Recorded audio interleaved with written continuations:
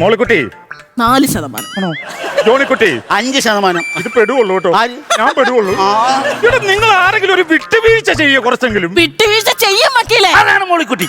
എന്റെ ചേട്ടായി എനിക്ക് വേണ്ടി വിട്ടുവീഴ്ച ചെയ്യും. വക്കീലിന് അറിയാമോ, പണ്ട് പാടവരമ്പത്തിലൂടെ ഒരു ഓലക്കൂടയും എടുത്ത് ആ ഓലക്കൂട വരമ്പത്ത് വെച്ചിട്ട് മാട്ടറിലിട്ട് കയറുവാ. പണ്ട് എനിക്ക് എന്തോ ഈ ചേട്ടായി സാധിച്ചു തരുമായിരുന്നു. ഒരു മാമ്പഴം കിട്ടിയ ഈ ചേട്ടായി എനിക്ക് കൊണ്ടുവന്ന് തരുമായിരുന്നു. ഒരു കശുമാങ്ങ കിട്ടിയ അതിന്റെ കശുവട്ടി ഞെരിച്ചെടുത്തിട്ട് ആ പഴം എനിക്ക് കൊണ്ടുവന്ന് തരുമായിരുന്നു. എന്തിനേറെ പറയുന്നു, ഒരു പേരക്ക കിട്ടിയ അതുപോലെ എന്റെ ചേട്ടായി എനിക്ക് കൊണ്ടുവന്ന് തരുമായിരുന്നു. ഇത്രയും പഴം കൊണ്ട് തരാൻ ഇവനാടി വലിയ വവ്വാലുമാണോ? കാര്യം പറഞ്ഞോണ്ടിരിക്കാതെ പെട്രോൾ പമ്പും ബാങ്കും എനിക്ക് വേണം എന്ന് പറക്കില്ലേ. റെഡിയാക്കാം. അതെ കടവാവലേ ജോണിക്കുട്ടി, പമ്പും ബാങ്കും വേണമെന്ന് പറഞ്ഞു അവൾ ഒറ്റക്കാലേ നിൽക്കുവാ. മോളിക്കുട്ടി അത് പള്ളിച്ചെന്ന് പറഞ്ഞാ മതി. ഇത് മനഃപൂർവ്വം ഞാൻ ഇവിടുന്ന് ചാടിപ്പോയിട്ട് എന്നെ പള്ളിക്കറ്റത്തിൽ നിശ്ചയം നന്നായിട്ട് അറിയാം. അതുകൊണ്ട് ആ പള്ളിച്ചെന്ന് പറഞ്ഞാൽ മതി. ജോണിക്കുട്ടി അത് മോശമായി പോയി. അവൾക്ക് പള്ളി കയറാൻ മേലെന്ന്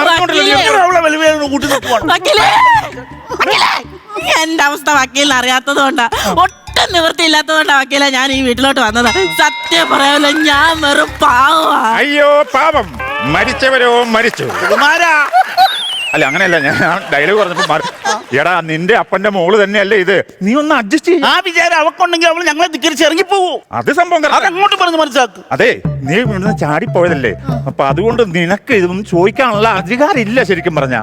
പിന്നെ വേറെ കാര്യമുണ്ട്, നിന്റെ കുടുംബക്കാരൊക്കെ ഇവിടെ വരുമ്പോ നീ നന്നായിട്ടൊന്ന് കരഞ്ഞു പിഴിഞ്ഞ് കയ്യിൽ കളിച്ചാൽ ചിലപ്പോ നിനക്ക് 100% നിനക്ക് കിട്ടും.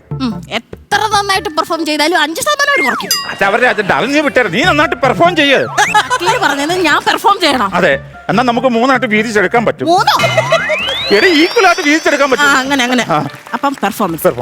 എന്റെ ദൈവമേ, ഞാനിത് എങ്ങനെ സഹിക്കും? എന്റെ ദൈവമേ അപ്പച്ചാ, എനിക്ക് സഹിക്കാൻ പറ്റുന്നില്ല. എന്റെ അപ്പച്ച ഇന്നലെയും കൂടെ വരാന്ന് പറഞ്ഞല്ലായിരുന്നോ?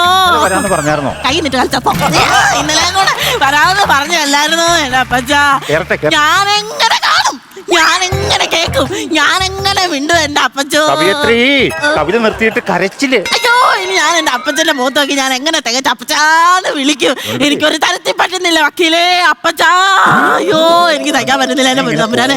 നാട്ടുകാരെ, എനിക്ക് സ്നേഹം ഉണ്ടായിരുന്നു, നിങ്ങൾക്ക് മാത്രമേ മനസ്സിലാവത്തുള്ളൂ. അപ്പച്ചനെ വരിപ്പിക്കേണ്ട കാര്യം എനിക്കില്ല. ഇന്ന് കാണുന്നതിന് ആളെ കടന്നതിന് മറ്റേ കൈന്നിട്ട് കളിക്കണം. നീ കണ്ട വക്കീലെ 7% കമ്മീഷൻ ഞാനിങ്ങ് തരും. ആണോ? എന്നാ ഈ കേസിനെ കുറിച്ച് ഞാൻ എനിക്കിതൊരു തരത്തിൽ സഹായിക്കാൻ വേയേ. ഉള്ളവനില്ലാത്തവര് ബാങ്കും പെട്രോൾ പമ്പും കൊടുക്കണമെന്ന് ബൈബിളിൽ പറഞ്ഞേക്കുന്നത് എന്റെ ദൈവമേ. ഞാനിതെങ്ങനെ സഹിക്കാൻ എന്റെ പൊന്നു വക്കീലെ? എനിക്ക് സ്നേഹമില്ലെന്ന് മാത്രം വക്കീല് പറയരുത് കേട്ടോ. നാട്ടുകാരുടെ മിട്ടാരുടെ മുമ്പിൽ ഞാൻ തെളിക്കും എനിക്ക് എന്റെ അപ്പച്ചോട് സ്നേഹം ഉണ്ടായിരുന്നു. ഇല്ലാത്ത ബൈബിൾ വാചകം പറഞ്ഞ് സ്വത്ത് തട്ടിയിരുന്ന പരിപാടി 9% കമ്മീഷൻ വേണം. 9% ഉണ്ടോ? എന്ന് ഒന്നോടെ കേസ് പിടിക്കണം. ഞാൻ എങ്ങനെ സഹിക്കുമെന്ന് പറഞ്ഞ അപ്പച്ചന്റെ സാറിന് ഞാൻ ഞാനെ കാണും. 60% പെർഫോമൻസ് ആയോ? 60-75 ആയതാണ്. നീ താഴത്തേക്ക് കൊണ്ടുപോവാ പെർഫോം ചെയ്തിട്ടോ. എനിക്ക് ഈ സംഭവം വല്ലതും വേണോ? അപ്പച്ചന്റെ സ്വത്ത് വല്ലതും വേണോ? ഇതുപോലെ കിടന്ന് പെർഫോം ചെയ്തിട്ട് കാര്യമില്ല, ലൈഫായിട്ട് ചെയ്യണം. ഞാനൊരു കാര്യം പറയാം. എന്തായാലും ഞാൻ നിങ്ങളുടെ കുടുംബ വക്കീലാണല്ലോ, ഞാനൊരു ഐഡിയ പറയാം. നിങ്ങൾക്ക് സംഭവമാണെങ്കിൽ അതുപോലെ ചെയ്യാം. അതായത് ഈ സ്വത്തിന്റെ വീടും പുരയുടെ ബുക്ക് കൊടുക്കാം. അതുപോലെ തന്നെ ബാങ്ക് നിനക്ക് തരാം, പമ്പ് ഞാൻ എടുക്കും. പമ്പ് വിട്ടു വിഷയമില്ല. എന്നാലും പമ്പ് നിനക്ക് തരാം, ബാങ്ക് ബുക്ക് കൊടുക്കാം, വീട് ഞാൻ എടുക്കും. നീ വക്കീൽ എന്തിനാ പങ്ക് വെക്കാൻ വരുന്നത്? വെച്ചേക്കണം മേശപ്പുറത്ത് വെച്ച്. നിങ്ങളുടെ പമ്പും വേണ്ട വീടും വേണ്ട. ഒരു കാര്യം പറഞ്ഞു കൊടുത്തു ഞാൻ. വക്കീല് ഞങ്ങളുടെ അച്ഛന്റെ വലം കൈയായിരുന്നല്ലോ, എന്തെങ്കിലും ഒരു തീരുമാനം പറഞ്ഞു കാണുമല്ലോ ഞങ്ങളുടെ അപ്പച്ചൻ. അല്ല, അത് സംഭവമുണ്ട്, അത് വലം കൈയാണ്. പക്ഷെ എന്നോട് പ്രത്യേകിച്ചൊന്നും വീതത്തിന്റെ കാര്യമൊന്നും സ്വത്തിന്റെ കാര്യമൊന്നും പറഞ്ഞിട്ടില്ല.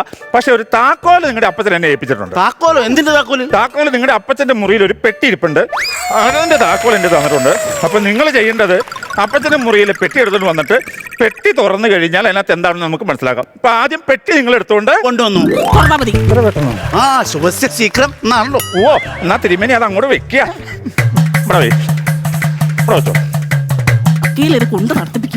പ്രാർത്ഥിച്ചു നിന്നോട്ടോ. എന്നാ സംഭവം എന്നുള്ളത് തുറന്നാ അറിയാൻ പറ്റും.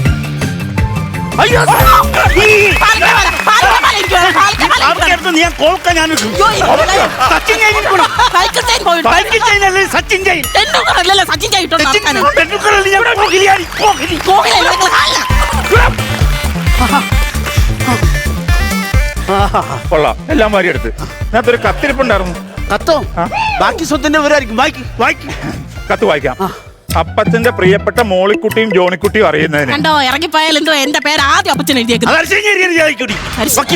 ഞാൻ മരിച്ചതിന് ശേഷമായിരിക്കും ഈ കത്ത് നിങ്ങൾക്ക് ലഭിക്കുക. കറക്റ്റ്. ഈ പെട്ടിയിലുള്ള ആഭരണങ്ങൾ നിങ്ങളിപ്പോൾ തമ്മിൽ തല്ലി തലകീറി വീതം വെച്ചിട്ടുണ്ടെന്ന് അപ്പച്ചൻ അറിയാം. ഈ ആഭരണങ്ങൾ നമുക്ക് പാരമ്പര്യമായി കൈമാറി കിട്ടിയതാണ്. ഈ ആഭരണങ്ങൾ വിൽക്കുവാനോ ക്രയവിക്രയം ചെയ്യാനോ ശ്രമിക്കരുത്.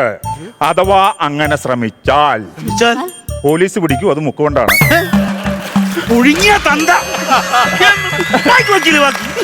25 ലക്ഷം രൂപ അപ്പച്ചന്റെ പേരിൽ ഫിക്സഡ് ഡിപ്പോസിറ്റ് ഇട്ടേക്കുന്ന കാര്യം മക്കൾക്ക് അറിയാലോ.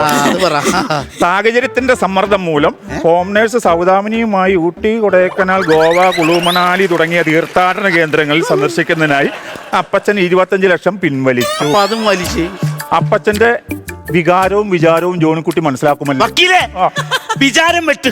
ആ മനുഷ്യന് വികാരം മാത്രമേ ഉള്ളൂ. ഈ കത്തിന് എനിക്ക് മനസ്സിലായി. ജോണിക്കുട്ടി, അപ്പച്ചൻ പണ്ടൊരു ലോറി ഡ്രൈവർ ആയിരുന്ന കാര്യം മക്കൾക്ക് അറിയാമല്ലോ. അത് നേരത്തെ അറിയാലോ. അപ്പച്ചൻ കേരളത്തിൽ മാത്രമല്ല ഇന്ത്യയിലെ മറ്റു സംസ്ഥാനങ്ങളിലും കേന്ദ്രഭരണ പ്രദേശങ്ങളിലും വണ്ടി ഓടിച്ചു പോയിട്ടുണ്ട്. അതിൽ സാമ്പത്തികമായി പിന്നോക്കം നിൽക്കുന്ന മണിപ്പൂരിലെ കോകിലയ്ക്കും ത്രിപുരയിലെ ചാന്ദിനിക്കും ചിറാപുഞ്ചിയിലെ ദീനാവാലിക്കും ബാങ്കും പമ്പും വീടും വീതം വെച്ചു കൊടുത്തു. വായിക്കട്ടെ. അപ്പച്ചനെ അടക്കം ചെയ്യുമ്പോൾ കുടുംബ കല്ലറയിൽ അടക്കരുത്. ജീവനോടെ ഞാനത് ചെയ്യില്ല. പ്രത്യേകം കല്ലറ കെട്ടി ഗ്രാനൈറ്റിൽ അപ്പച്ചന്റെ പേര് എഴുതി വെക്കാം. ഗ്രാനൈറ്റ് ഒരു കവളമണൽ വെച്ച് കുത്തി കത്ത്. വക്കീലേ, അപ്പം ഞങ്ങൾക്കൊന്നുമില്ലേ? എന്നോട് ചോദിച്ചിട്ട് കാര്യമുണ്ട്. അപ്പൊ ഞാൻ പറയുന്നത് വക്കീലും കൊണ്ട് അറിഞ്ഞുള്ള പരിപാടിയല്ലേ? ഞങ്ങളുടെ സ്വത്ത് മുഴുവൻ ഇന്ത്യ രാജ്യം മുഴുവൻ വിരിച്ചു കൊടുത്തു. ഞാൻ അറിഞ്ഞിട്ടില്ല. ജോണിക്കുട്ടി, ഞാൻ ഒരു കാര്യം പറയട്ടെ. നിന്റെ അപ്പച്ചനൊരു വണ്ടി ഉണ്ടെന്നേ എനിക്കറിയാവുള്ളൂ. അത് നാഷണൽ പെർമിറ്റ് വണ്ടിയാണെന്ന് എനിക്കറിയാൻ പാടായിരുന്നു ജോണിക്കുട്ടി. വക്കീലേ,